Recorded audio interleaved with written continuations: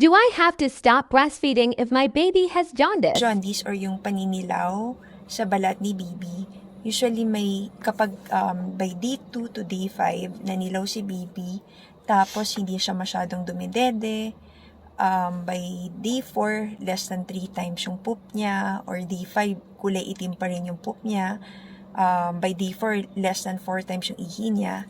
Ito yung maaring tinatawag na breastfeeding jaundice. Ibig sabihin, hindi dahil sa breastfeeding kaya naninilaw siya, pero dahil kaunti yung milk intake na naiinom, pwedeng hindi efficient yung pagsak or kulang yung gatas ni mother.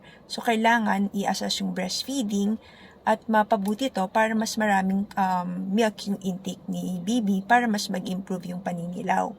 May tinatawag naman na breast milk jaundice, kung saan yung baby naninilaw siya, pwede mag-extend na second to third week, at most 8 to 12 weeks of life. So, yung mga breastfeeding babies, usually, medyo may konting paninilaw sila compared sa mga formula feeding babies. Hindi pa alam yung mechanism sa mga tao, pero may pag-aaral na ginawa sa mga daga kung saan yung breast milk, meron siyang component na mas nai-enhance yung absorption ng unconjugated bilirubin dun sa intestine.